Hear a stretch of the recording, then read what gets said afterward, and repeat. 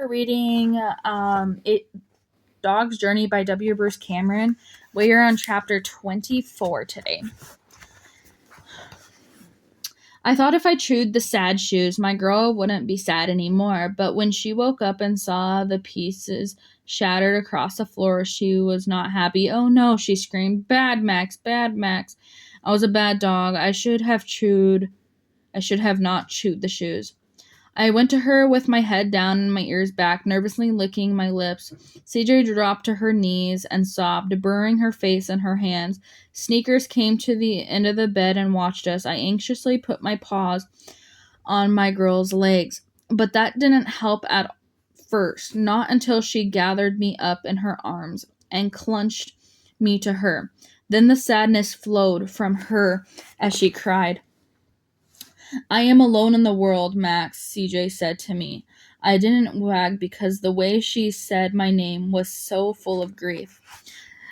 CJ eventually threw the shoe pieces away. From that morning forward, it seemed as if she moved more slowly, a vague sadness in her mood of motion. We went from walks with a few other dogs nearly every day, but CJ didn't light up with happiness.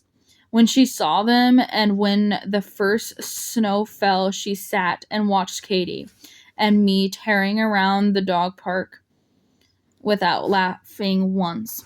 I wish Trent would come over. CJ was always happy when Trent was around, but he didn't, and my girl never said Trent's name into her phone. Instead, I heard Gloria. CJ was sitting on her stool talking. She had her phone by her face. "How have you been, Gloria?" she said. "I had been playing with Snickers in the bedroom, but now I trotted into the kitchen, curious." Gloria wasn't there, though. CJ was just talking, saying, uh-oh, huh?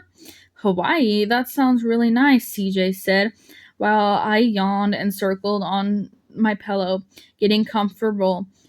Snickers came paddling over and leaped up on a counter and pretended not to care that I was there. "Uh-oh, that's nice," CJ said. "Well, listen, Gloria, I have to ask you. I'm wondering if I could borrow some money. I'm falling behind a little. I'm looking for a job and also trying to find more dog walking clients, but it's not happening." "Uh-huh. Well, sure, I understand that must have been expensive, right? I get it. You couldn't very well go with old style luggage." "No, I'm not. I'm just listening to what you're saying." "Okay. I was just asking, Gloria. I don't want this to be into some big discussion." Snickers finally lost patience and jumped down, coming over to me and purring at me. When I didn't budge, she curled up against me on my pillow. I sighed. With a loud bang, CJ set her phone down. She was clearly angry at it, but I knew from the shoe episode that this didn't imply she wanted me to do something about it. In my opinion, though, phones were not good toys. She went to the refrigerator and opened it and stood there looking inside for a long time. Then looked at me. "Let's go for a walk instead, Max," she said. It was bitterly cold outside, but I didn't complain. Eventually, CJ scooped me up, though, holding me as we walked, and with my feet no longer on the wet ground, I became cozy and warm. A light knock on the door many evenings later alerted me, and I barked loudly. CJ had been in bed most of the day, just lying there, and much of the time I had been with her. She roused herself, though, while I stood with my nose at the crack of the door. I was wagging at the scent. "Trent." "Who is it, Max?" "Hello?" my girl called. "CJ, it's me." Oh, CJ looked around, running her hand through her hair, then opened the door. "Hi, Trent. My God, I've been worried about you. Why is your phone shut off?" "Oh, just a thing. I need to talk to them." "Can I come in?" "Sure." Trent stepped inside, stomping his feet to get the snow off of them. His coat was wet. He hung it up on the hook where my leash was draped. I pranced at his feet, and I finally had him kneel down, accepting my kisses. "Hi, Max. How have you been, boy?"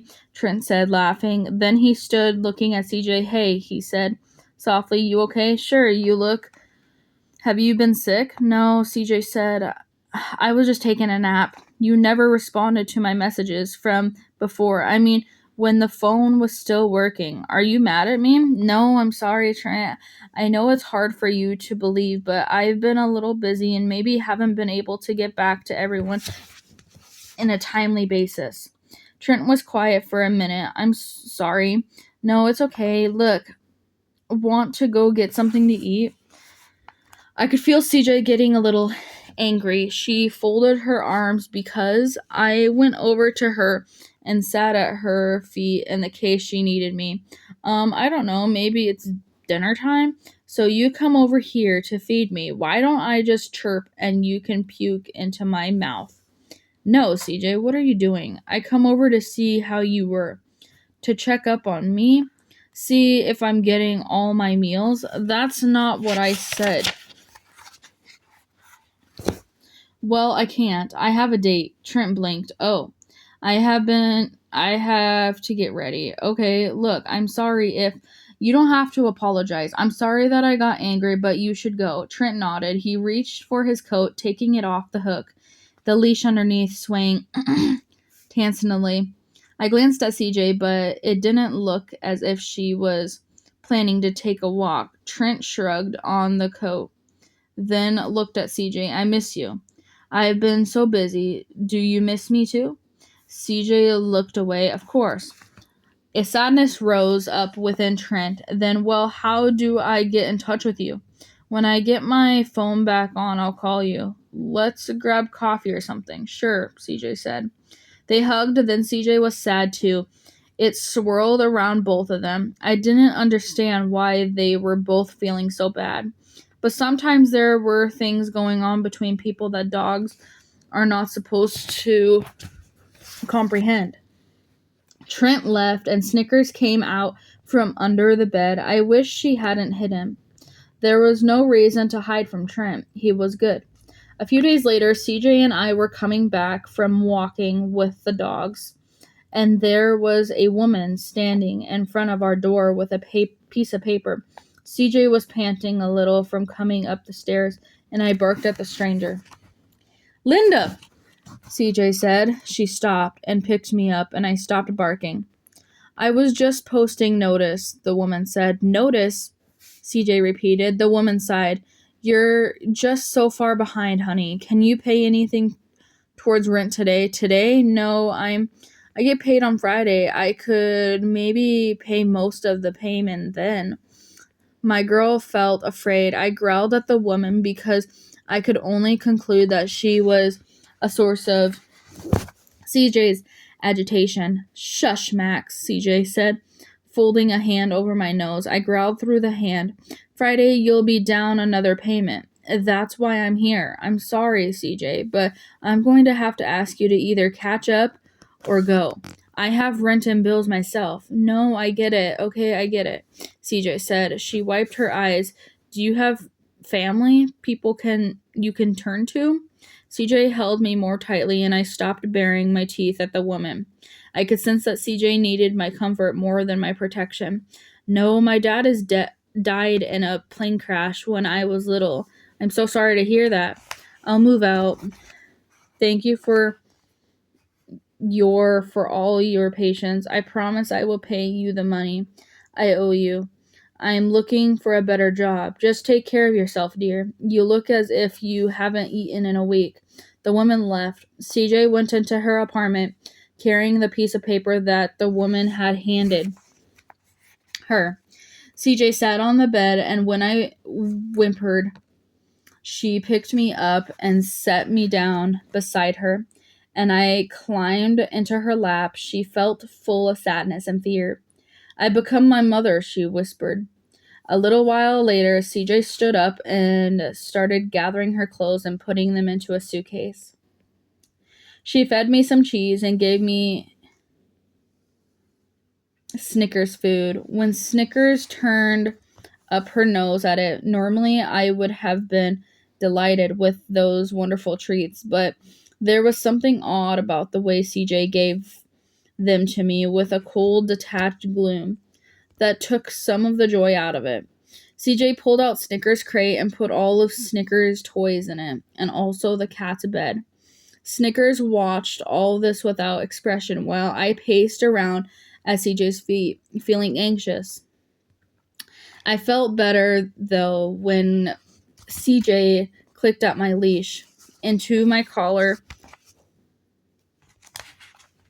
picked up Snickers and the crate, and went next door to Miss Minnick's house. "Hi, Miss Minnick," CJ said. Miss Minnick held out her hand and took Snickers, who was purring. "Hi, CJ," she said.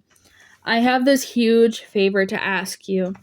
I have to move, and where I'm going won't take pets. So I was wondering if you could watch Snickers for a while, for maybe always. She's so happy here." Miss Mimick's face broke into a huge smile. "Are you sure?" She held Snickers out at arm length. Snickers stopped purring because she did not like the way she was being held.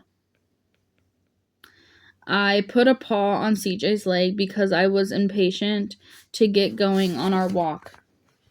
Miss Mimic stepped back and CJ set the crate inside the door. All of her things are in there, also a few cans of food, but she hasn't been eating much lately. Well, I've been feeding her over here. I figured, okay, again, thanks so much. CJ took a step forward, closer to Miss Mimic, who was holding and stroking the cat.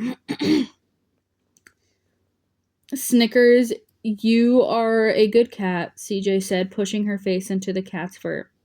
Snickers rubbed her head against CJ, purring. "Okay," CJ whispered. I whined anxiously at the grief pouring out of my girl. Miss Mimic was watching CJ. "Are you sure you're fine?" "Oh yes, Snickers, you are my favorite kitty. You be good." "You'll come visit?" Miss Mimic asked uncertainly. "Of course. Soon as I get settled in the new place. I'll come by." "Okay, I have to go now. Bye-bye, Snickers. I love you. Goodbye."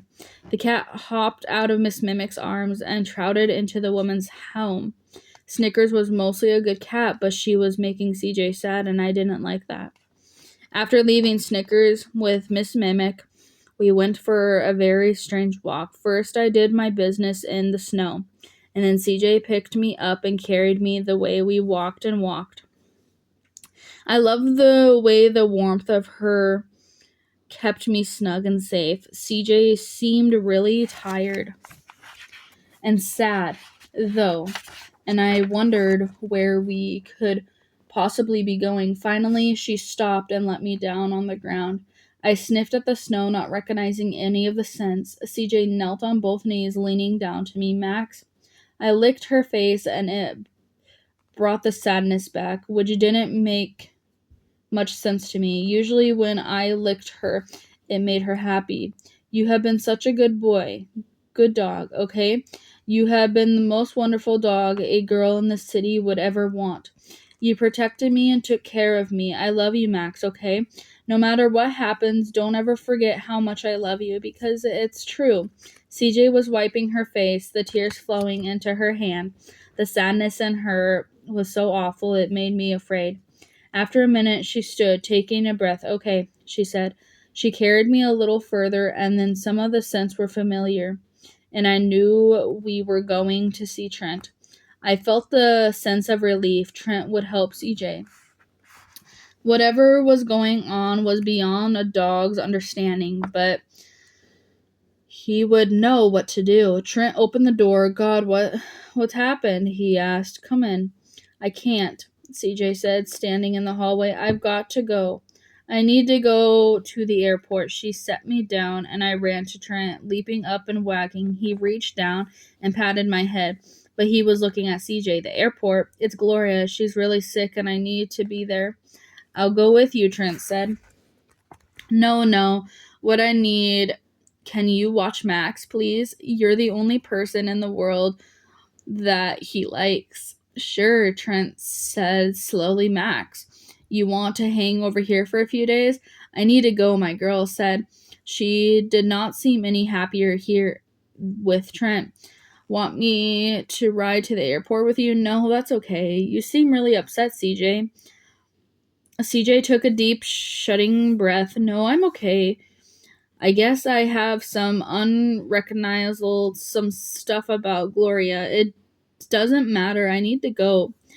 What time's your flight? Trent, please. I can manage, okay? Just let me go. Okay, Trent said softly. Say goodbye to CJ, Max. We're already. CJ shook her head. Okay, right. Bye, Max. She dropped to one knee. I love you. I'll see you soon, okay? Bye, Max. CJ stood. Bye, Trent. They came together in a fierce hug.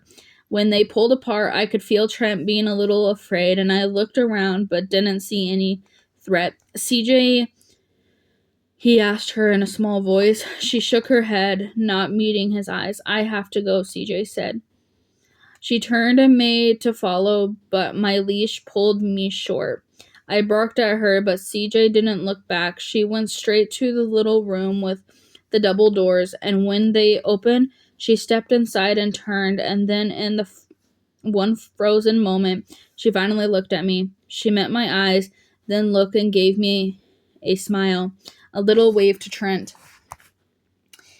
Even from there, I could see her tears reflected in the harsh overhead lights of the little room. I barked again, then the door shut. Trent picked me up and looked at me. What's really going on, huh, Max? He whispered. I don't like this. I don't like this at all. Wow. That is the end of chapter 24, guys. I will see you guys in chapter 25.